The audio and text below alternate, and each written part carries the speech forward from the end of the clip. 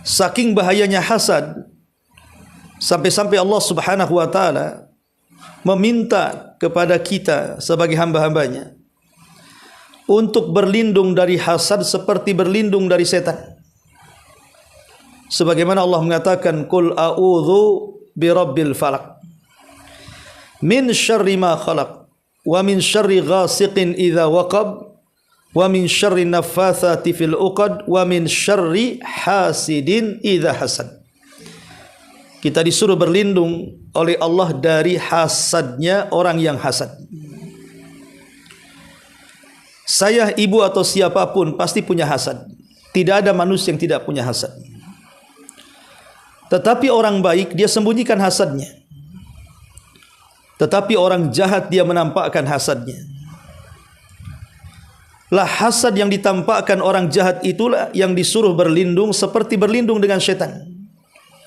Karena Allah mengatakan min syarri hasidin idza hasad.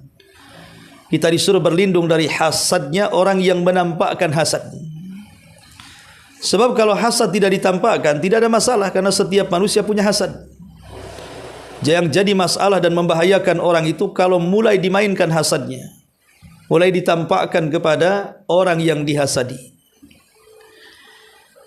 Dan hasad sendiri dikategorikan oleh para ulama sebagai penyakit yang menghancurkan umat-umat sebelum kita. Bahkan boleh dikata hasad ini penyakit pertama yang ada di langit dan penyakit pertama yang ada di bumi.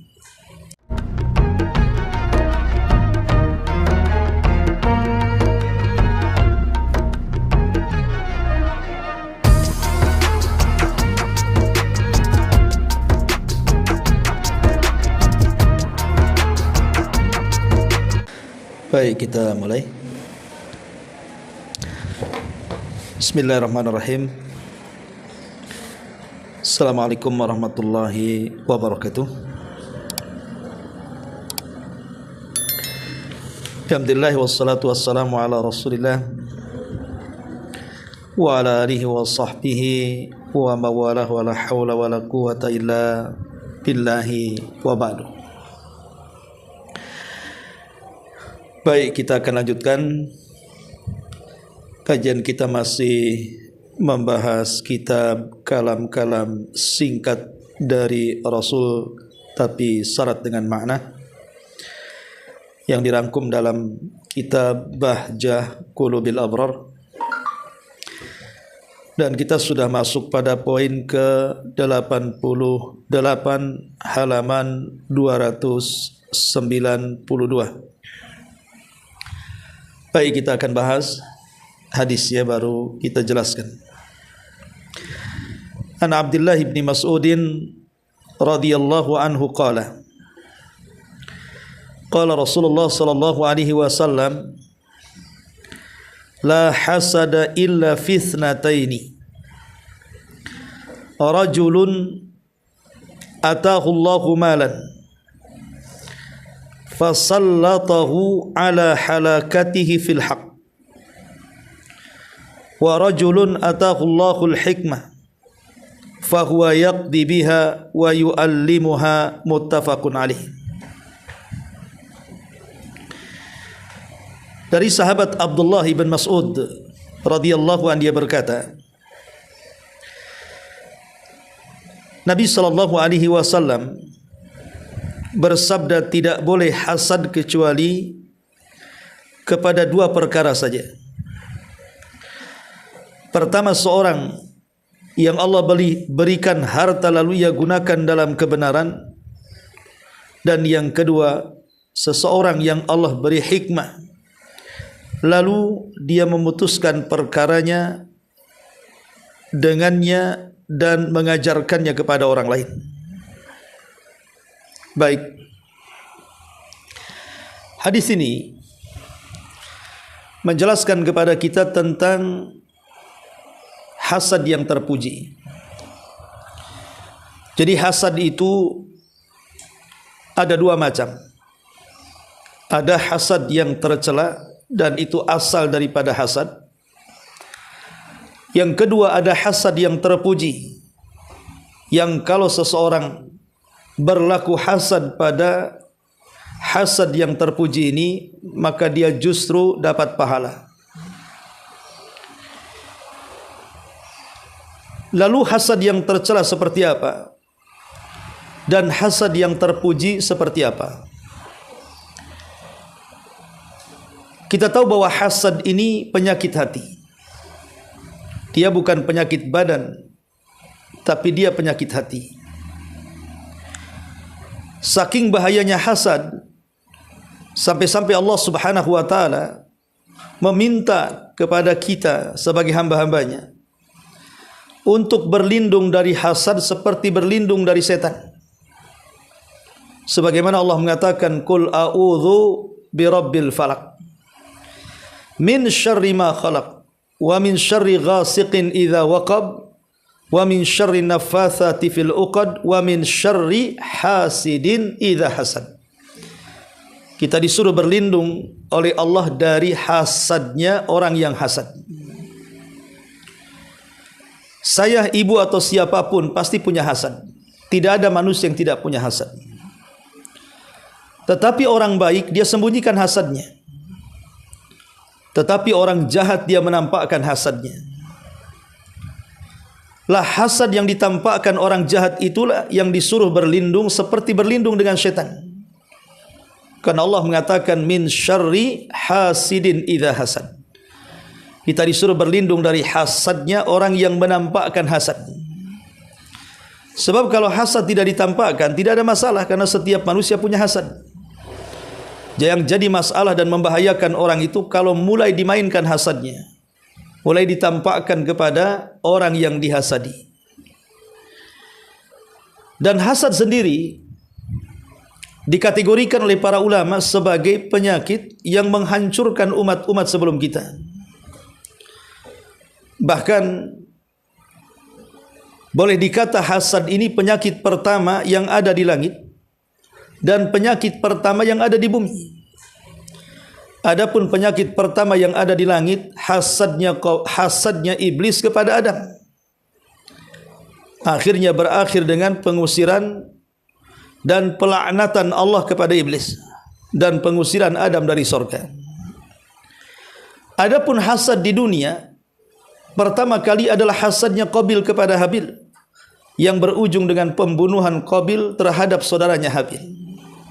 Lihat bagaimana hasad memicu dosa-dosa yang lain.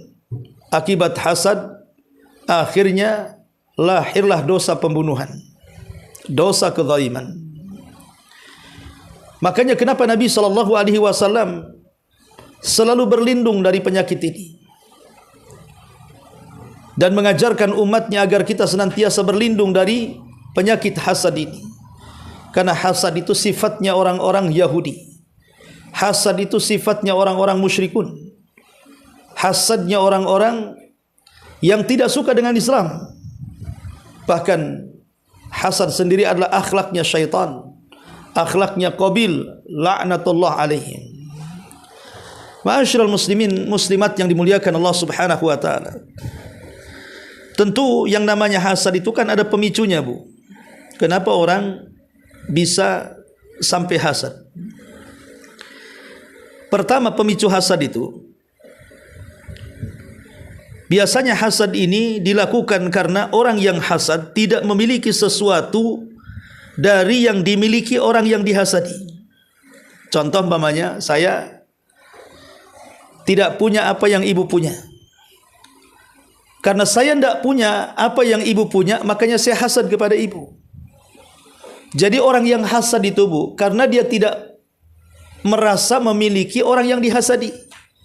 Jadi kalau ibu dihasadi tetangga, ketahuilah bahwa ibu punya sesuatu yang tidak punya oleh tetangga. Makanya dia hasad dengan kita.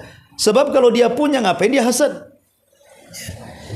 Jadi hasad ini karena orang yang hasad tidak punya apa yang kita miliki, makanya terjadilah hasad.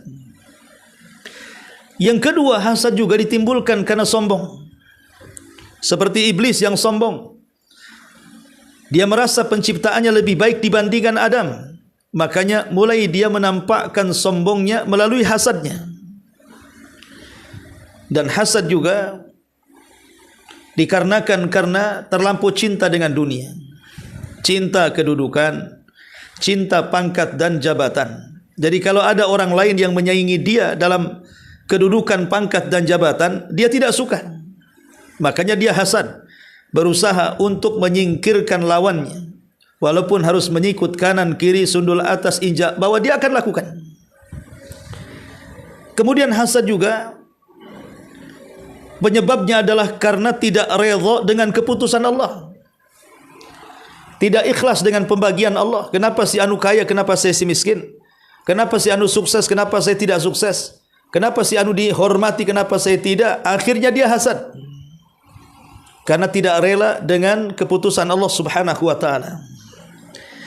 Kemudian hasad juga ditampakkan atau dimunculkan karena buruknya hati orang yang hasad itu, bakhilnya orang yang hasad, buruknya hati orang yang hasad sehingga dia hasad kepada saudaranya. Makanya begitu bahayanya hasad ini sampai-sampai Nabi SAW mengatakan kepada para sahabatnya, iyyakum wal hasad fa innal hasad ya'kulul hasanat kama ta'kulun narul khatab. Hati-hati kalian jangan hasad, karena hasad itu bisa memakan kebaikan seperti kayu bakar melalap, seperti api melalap kayu bakar. Ma'asyiral muslimat yang dimuliakan Allah Subhanahu wa taala. Lah inilah yang dikatakan hasad yang tercela. Hasad yang tercela itu artinya seseorang berangan-angan kepada orang lain supaya kenikmatan yang ada pada orang lain itu musnah dan berpindah kepada dirinya. Umpamanya seorang pedagang hasad dengan pedagang yang lainnya. Pedagang yang hasad ini dia sangat menginginkan bahwa saingan dagangannya itu bangkrut dan pelanggannya beralih kepada dia. Inilah hasad yang paling buruk. Hasad yang paling buruk adalah berangan-angan hancurnya kenikmatan pada saudara kita dan berpindah kepada kita. Dan ini yang banyak di masyarakat. Hasad model seperti ini yang banyak di masyarakat. Tidak suka melihat tetangganya sukses, akhirnya menghendaki hilangnya kesuksesan dan berpindah kepada dirinya.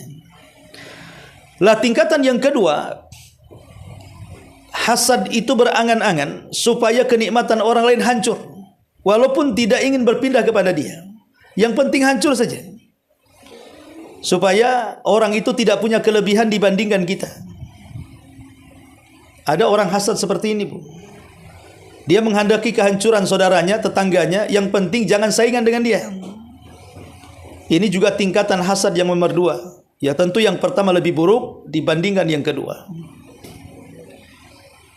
Kemudian yang ketiga, ada hasad itu berangan-angan supaya orang lain tidak seperti dia.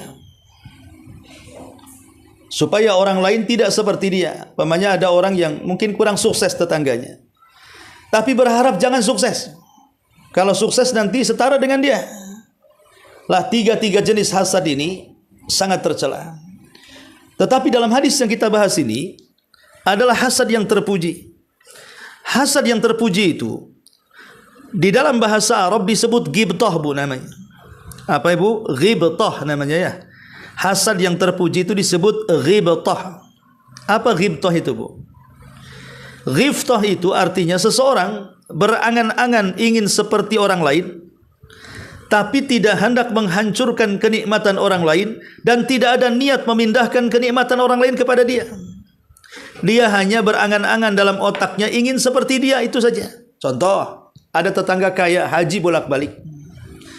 Dalam pikirannya, ya Allah, ketika kita melihat rumahnya yang bagus, mobilnya yang indah, bolak-balik dia haji umrah, kemudian dia terpikir ingin seperti dia. Ingin juga saya punya rumah bagus, kendaraan bagus, gaji besar, supaya saya bisa umrah bolak-balik umpamanya. Tapi kan tidak ada niat dan mendoakan supaya kenikmatan orang itu hancur, apalagi berpindah kepada dia. Tidak ada pemikiran seperti itu.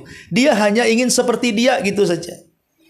Sebagaimana dia punya kekayaan bisa umrah, saya juga pengen punya kekayaan seperti dia supaya bisa umrah, supaya bisa membangun masjid, supaya bisa membantu fuqara wal masakin, anak-anak yatim dan yang semacamnya, maka itu namanya hasad yang terpuji. Dalam bahasa Arab disebut ghibtah.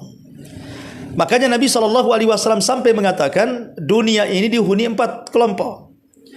Kelompok yang pertama, kelompok yang punya ilmu dan punya harta. Karena dia punya ilmu, dia bisa jalankan hartanya sebaik mungkin, digunakan di jalan Allah, maka itu sebaik-baik manusia di sisi Allah. Yang kedua, dia tidak punya harta tapi punya ilmu. Dengan ilmunya dia membayangkan andai kata dia punya harta seperti orang pertama, maka dia pun ingin melakukan hal yang sama, maka pahala orang nomor 2 dan yang pertama sama. Kemudian yang ketiga, ada orang punya harta tak punya ilmu. Karena kaya tidak punya ilmu, akhirnya serakah. Dia habiskan kekayaannya untuk bermaksiat. Maka manusia ini seburuk-buruk manusia di sisi Allah. Yang terakhir sudah tidak punya harta, tidak punya ilmu. Kalau punya harta ingin seperti orang ketiga, maka dosanya sama di sisi Allah subhanahu wa ta'ala, orang keempat dan yang ketiga ini. Yang ingin saya katakan adalah orang yang kedua dari kelompok yang ada di dunia ini, dia tidak punya ilmu, dia tidak punya harta tapi punya ilmu. Sehingga dengan ilmunya dia berangan-angan, ya Allah, si anu kaya bisa haji, si anu kaya bisa sedekah, si anu kaya bisa umrah, si anu kaya bisa membantu, si anu kaya bisa membangun masjid. Ya Allah, aku pun inginlah sama seperti dia. Kalau aku kaya seperti dia, aku pun bangun masjid, aku pun bantu orang miskin, aku pun bisa haji dan umrah, aku pun bisa membantu anak-anak yatim dan yang semacamnya. Lah ini disebut ghibtah namanya. Itulah yang disebutkan dalam hadis ini, ya. Di mana Nabi SAW mengatakan la hasada illa fitnataini, tidak ada hasad kecuali, maksudnya yang dibolehkan ya, kecuali 2 perkara saja. Pertama, rajulun atahu Allahu malan fasallatahu ala halakatihi fil haq. Seorang laki-laki yang diberikan harta karena dia punya pengetahuan, makanya kemudian hartanya digunakan di jalan-jalan kebaikan. Dia gunakan untuk sedekah, dia gunakan untuk memberikan makanan fakir miskin, dia gunakan untuk membangun masjid, membantu pesantren, panti asuhan, macam-macam lah. Yang penting jalan-jalan kebaikan. Maka kita yang melihatnya, kita hasad. Kok bisa ya orang itu diberikan harta kemudian berbuat baik? Ya Allah, kalau aku pun diberikan hal yang sama seperti dia, aku pun akan melakukan hal yang sama kayak dia. Lah itu namanya hasad yang dibolehkan. Melihat orang yang punya harta rajin sedekah, kita pun ingin bersedekah. Ya. Nah, ini hasad yang dibolehkan.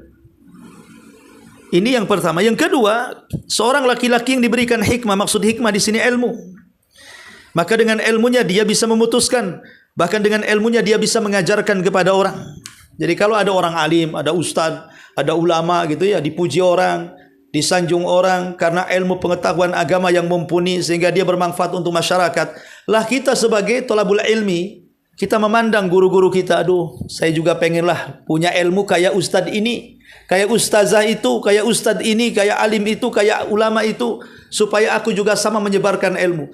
Lah itu namanya ghibtah, bukan hasad. Karena kita tidak berdoa supaya ustadz itu bodoh. Dia tidak mengatakan, ya Allah, mudah-mudahan dia kejedut kepalanya supaya hilang semua ilmunya. Enggak, kalau itu kan sudah hasad namanya, ingin menghilangkan ilmu orang, ya. Tapi ini enggak. Lah inilah bedanya hasad terpuji dengan hasad tercela. Kalau hasad tercela ingin menghancurkan kenikmatan orang kalau bisa berpindah, tapi kalau hasad terpuji hanya berangan-angan seperti dia tapi tidak ingin menghancurkan dan tidak hendak juga berpindah kepada dia.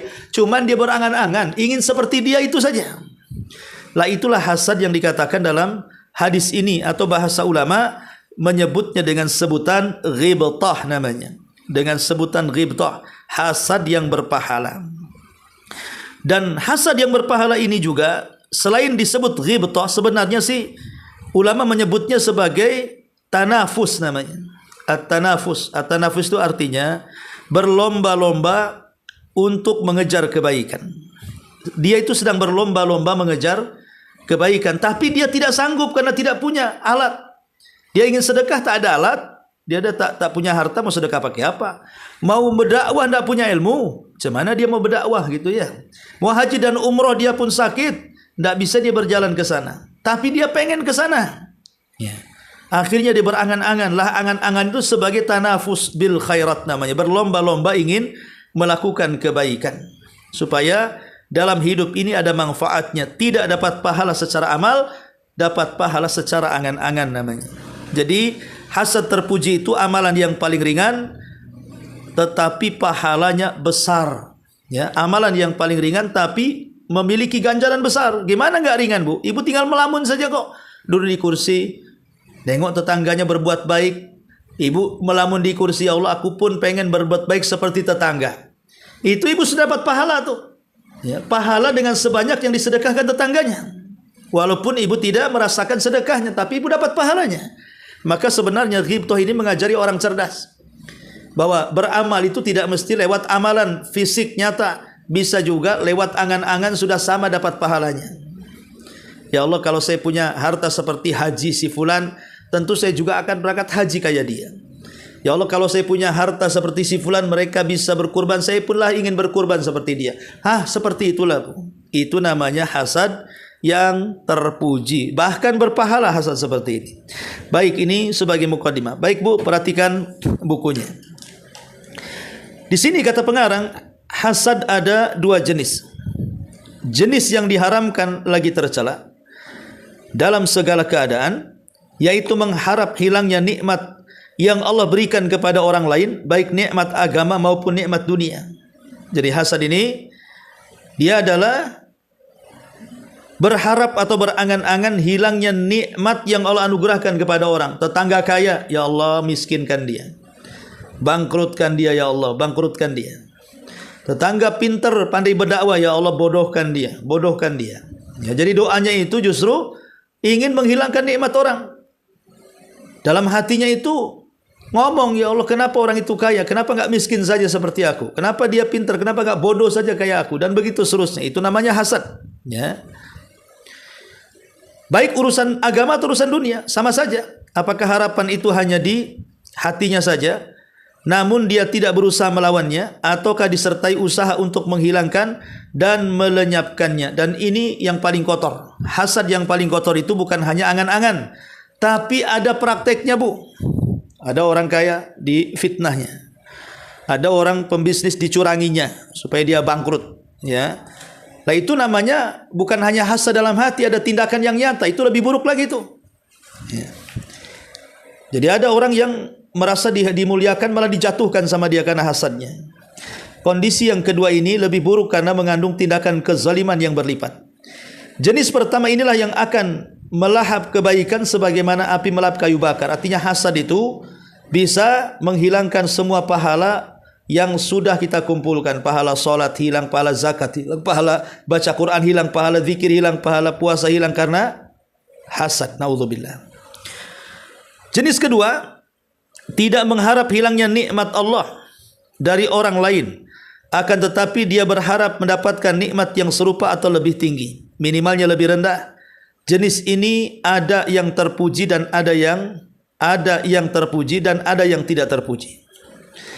Adapun jenis yang terpuji adalah dia melihat nikmat agama yang Allah berikan kepada hambanya, kemudian berharap mendapatkan nikmat yang serupa. Ini termasuk mengharap kebaikan. Jika harapan itu diiringi dengan usaha dan perbuatan untuk mendapatkannya, maka ini adalah cahaya di atas cahaya. Maksudnya begini. Jadi jenis kedua maksudnya hasad yang terpuji ada dua. Jadi apa di sini? Orang yang mengharap hilangnya nikmat, orang yang tidak mengharap hilangnya nikmat Allah atas orang lain, tetapi dia berharap mendapatkan nikmat yang serupa. Contoh begini, Bu.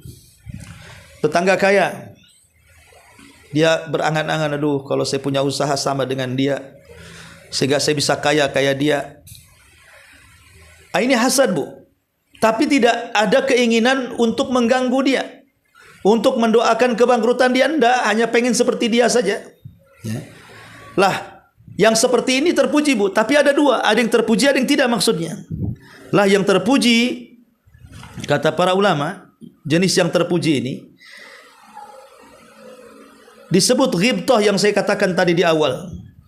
Yang disebut ghibthah tadi, dia cahaya di atas cahaya. Maksudnya dia ingin seperti orang sebelah kaya kemudian sering umroh, akhirnya dia pun bekerja keras supaya kaya supaya jadi umroh. Nah, itu namanya cahaya di atas cahaya itu. Nah, itu disebut ghibthah namanya.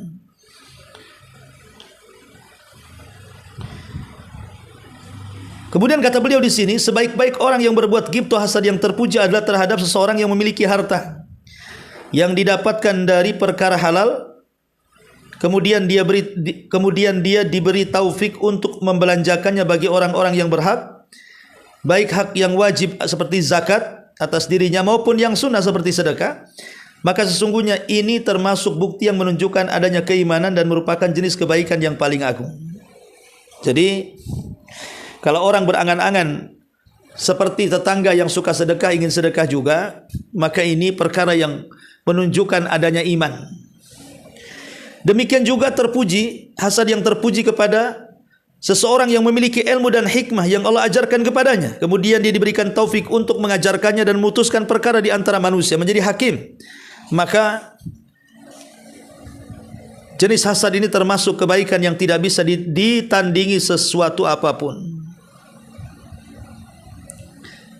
Kemudian dirinci kata pengarang, orang pertama memberi manfaat manusia dengan hartanya, memenuhi kebutuhan mereka dan berinfak di jalan kebaikan, maka manfaatnya akan tegak dan berkesinambungan serta besar pengaruhnya. Orang kedua memberi manfaat dengan ilmunya, dia menyebarkan agama dan ilmu di antara manusia, dengan ilmu manusia mendapatkan hidayah dalam seluruh urusan mereka berupa ibadah, muamalah dan selainnya. Artinya di sini dua-duanya adalah orang-orang yang berlomba-lomba mengejar kebaikan.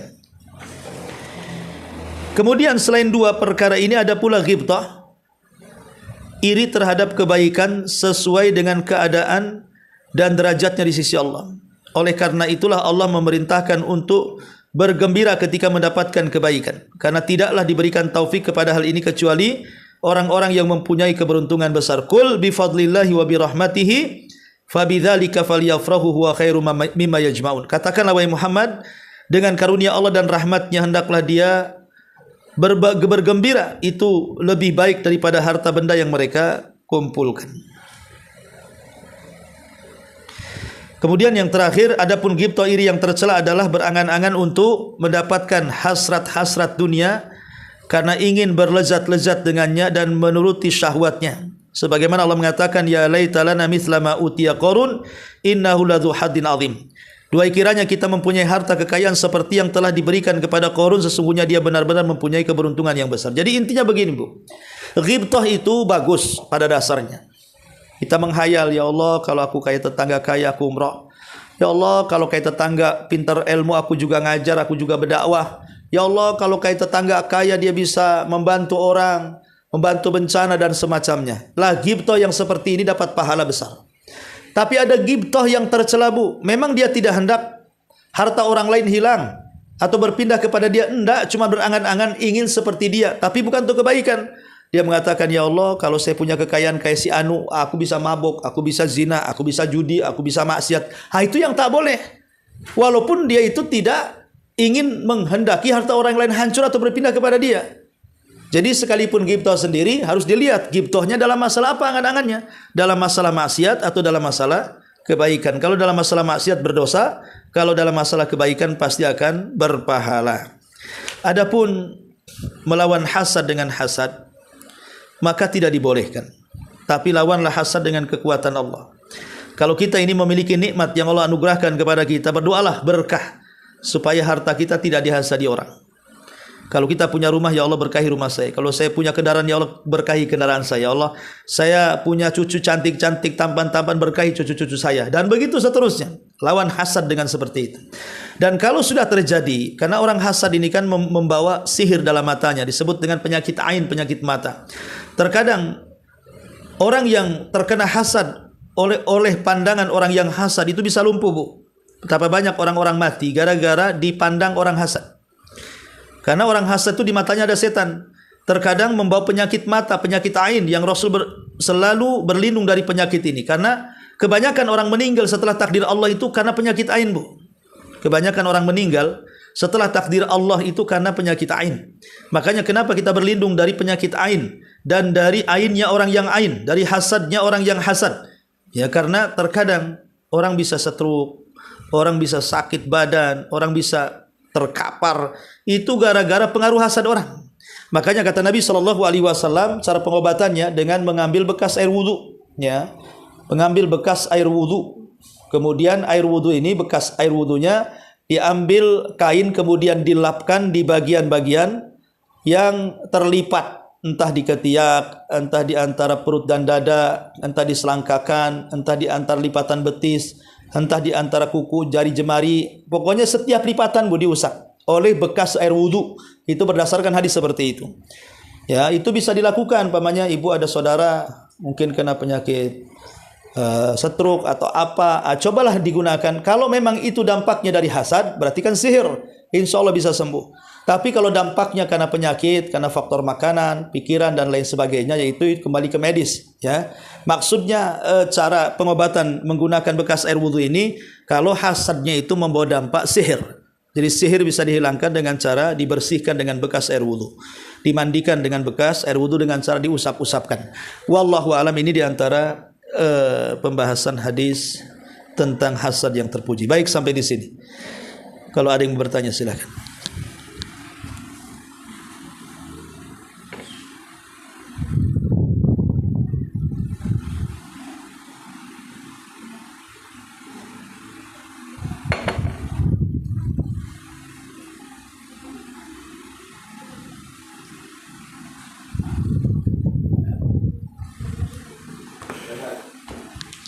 Baik, kalau nggak ada, kita tutup. Subhanallah bihamdika, asyhadu an la ilaha illa anta, astaghfiruka wa atubu ilaik. Allahu ta'ala alam. Assalamualaikum warahmatullahi wabarakatuh.